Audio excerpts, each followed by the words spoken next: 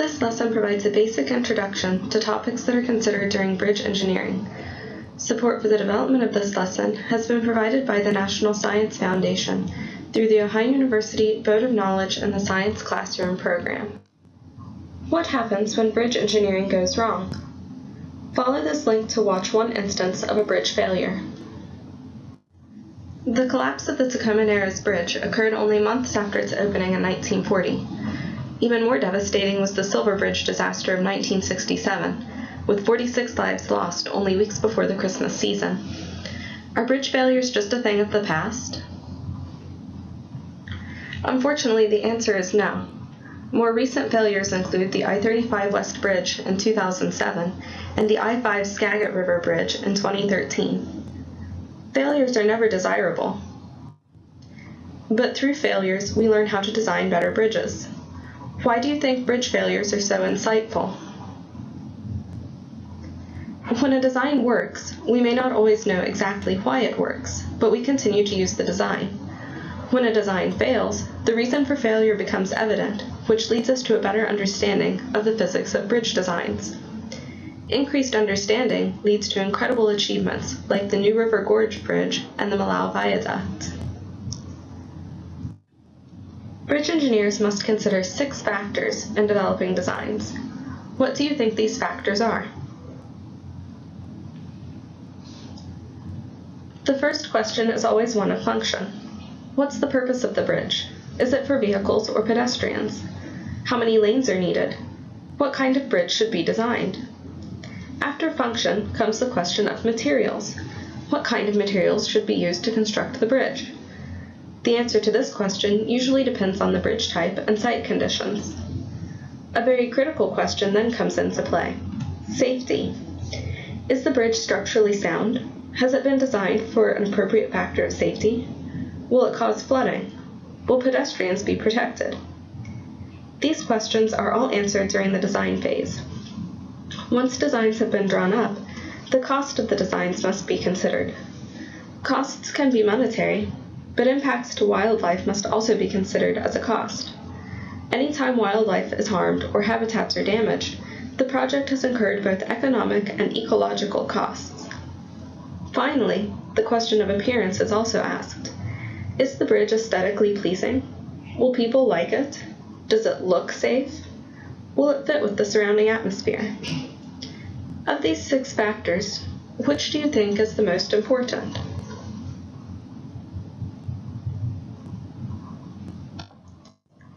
All of the factors are equally important because all of the factors are intertwined.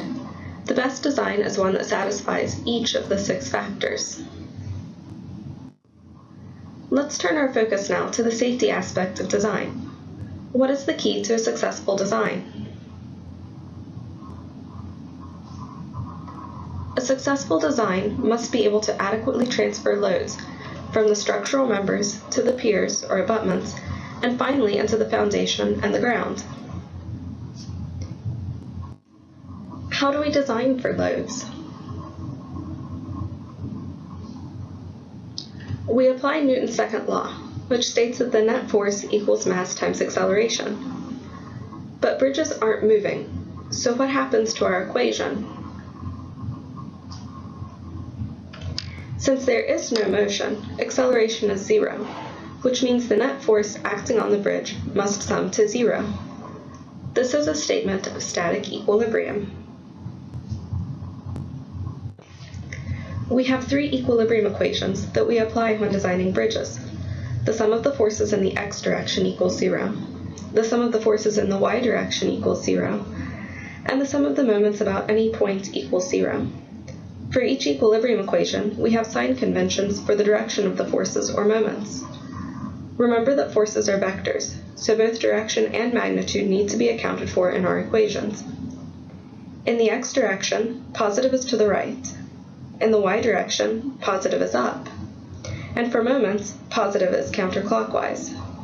Notice that moments are given directions of clockwise or counterclockwise, because a moment is the rotation caused by a force that is located a certain distance from a point. Moment is given by force times distance from the point to the location where the force is acting. Let's try to apply these equilibrium equations to solve for the reaction forces on this simply supported beam. Simply supported means that restraint is provided through a pin at one end and a roller at the other. Bridges are typically designed as simply supported structures. What kind of movement do you think a pin constrains? What about a roller? Pins constrain movement in the x and y directions, so we have two reaction forces at a pin, AX and AY. Rollers only constrain movement in the y direction, so we have a single reaction force at the roller, BY. Now we can write our equilibrium equations and solve for the reaction forces AX, AY, and BY. The sum of the forces in the x direction equals 0, which is equal to AX since it is the only force we have acting in the x direction. The sum of the forces in the y direction equals 0, which equals AY minus 5 kilonewtons minus 48 kilonewtons plus BY. Let's take a minute to look at the sign conventions before we move on. AY is pointing up, so it's positive. The 5 kilonewton force is pointing down, so it's negative. The 8 kilonewton per meter distributed load can be treated like a 48 kilonewton point load, which is also negative. Finally, BY is pointing up, so it's positive. We can't solve this equation because we have two unknowns, so we need to write our third equation for the sum of the moments about a point. Which point should we choose to take the moments about? We should choose a point that will eliminate one of the unknowns, AY or BY. We can eliminate an unknown from the equation by taking the moment at a point that the unknown force goes through. For example, if we take the moments about point A, knowing that moment equals force times distance means that the moment caused by force AY at point A equals 0 because the distance is 0. Let's finish writing the equation for the sum of the moments about point A. The moment caused by the 5 kilonewton force is given by 5 kilonewton times 2 meters. Since this force creates a clockwise rotation about point A, we write it as a negative in the equation. Similarly, the 48 kilonewton force that represents the distributed load creates a negative moment with a magnitude equal to 48 kilonewtons times 9 meters. Then last we have BY times 12 meters, which is positive because it creates a counterclockwise rotation about A. Now we can solve the equation for BY, which we find to be approximately 37 kilonewtons. If we plug this value into our sum of the forces in the y equation, we can solve for AY, which we find to be 16 kilonewtons. Now we've finished solving for the three reaction forces. At the end of this video lecture, you'll be constructing a truss bridge, so let's discuss truss bridges specifically. Truss bridges can be constructed from steel or wood, and the members are placed in triangular configurations. Truss bridges have 5 main components: the bottom chord, the top chord, the diagonals, the verticals, and the joints. Trusses are called non-load path redundant structures because if a certain member fails, the entire bridge will fail. These members, called fracture critical members, are a key part of the load transfer system because there is no other load path for the forces to flow through if only a single fracture critical member is missing. So why do you think triangles are chosen in design instead of squares? If we apply the same load at the top of a square and a triangle, what do you think will happen to each shape? The square deforms under loads, while the triangle maintains its shape and allows the forces to flow through the sides and into the ground. How do we know what forces are being carried by the triangles in the truss? To answer this question, we have to complete a truss bridge analysis. This analysis involves applying the three equilibrium equations to determine the forces in each member using either the method of joints or method of sections. Truss analysis assumes that the members are two-force members, meaning that members are only subjected to axial forces at the ends. When we calculate the forces during analysis, we also find out whether the forces are causing tension, pulling apart, or compression, squeezing, in the member. In general, when the bridge is loaded, it's a form such that the top is in compression and the bottom is in tension. We can intuitively decide that the top chord members will have compression forces and the bottom chord members will have tension forces. Whether the rest of the members are in tension or compression will be evident during the calculations. Negative forces signify compression, and positive forces indicate tension. The tension-compression assumptions for the bottom and top chord members will also be checked during the analysis phase. Trusses can take on a variety of different designs, depending on the configuration of the triangles. You might be familiar with some of these common designs.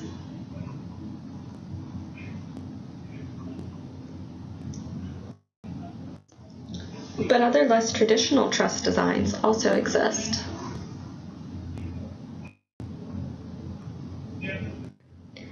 We can see these designs show up in actual truss bridges.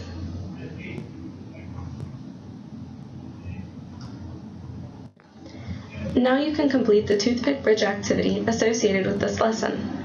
For more information about bridge design, you can also view the Engineering Challenge and Static Structures in the Environment video lectures. First, the problem statement. A bridge constructed in 1938 has been deemed unsafe. Concerned citizens of the city of Whoville have complained about the bridge for several years. The CEO of Wiseman & Associates, Bob D. Builder, has hired a consulting firm, that's you, to help with the design and construction of the new bridge. The site map has been provided to your firm, with the existing bridge shown in orange and the possible locations for the new bridge shown in green. The project scope involves forming teams of environmentalists, engineers, and the public. From this point forward, you have 3 tasks to complete. Each group will design and construct a scale model of the bridge that best suits their needs and concerns. Each group will need to address 2 wildcard problems with their design. Finally, each group will present and defend their design in a mock town hall meeting. The budget you will be able to work with consists of $500 for research and another $500 for construction. Research and construction costs are outlined as follows. Research done by yourselves is free. Hints start at a price of $10, and the price doubles with each additional hint. Research questions can be $5 or $100, depending on the nature of the research. You can use marshmallows, gumdrops, and toothpicks to construct your bridge. Marshmallows cost $5, gumdrops $10, and toothpicks $1. Answering research questions can boost your construction funds while also helping you to solve your wildcard problems. We'll briefly discuss the criteria for answering research questions. Suppose this is a sample wildcard for engineers, which deals with excessive shaking. Pedestrians that walk across the existing bridge have complained about the bridge shaking excessively when cars go across the bridge.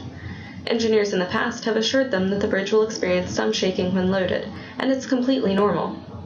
It has been requested that the new bridge be built to not shake as much. The questions you must answer are, is shaking due to age or poor integrity? And how can shaking be reduced? Begin by answering the questions with cited sources. Then proceed to develop 3 design alternatives. Also include the do-nothing alternative, which means the existing conditions would be left as is and no changes would be made. For each alternative, list the pros and cons. You will present these pros and cons in the town hall meeting, along with your final decision and reasoning supporting your decision. You also have some design constraints that must be taken into consideration. The bridge must have a 12-inch clear span between the abutments. The bridge must have a minimum height of 2 inches, but it cannot exceed a height of 8 inches. The deck width must be a minimum of 1.5 inches, but cannot exceed 2.5 inches. Before you begin the activity, let's review some of the key concepts covered in this lesson. Pause the video for a few minutes and try to fill in the answers before you view the answer key. The 6 factors to consider in design are function, materials, safety, cost, wildlife, and appearance. The key to a successful design is an adequate load transfer system. Newton's second law states that net force equals mass times acceleration. Static equilibrium is derived from this statement when acceleration equals 0. Therefore, sum of the forces equals 0. Triangles are used in design because they have a stronger resistance to deflection. Truss members are subjected to forces at the ends, so they are called two-force members.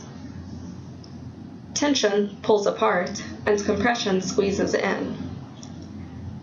The two methods of truss analysis are method of joints and method of sections.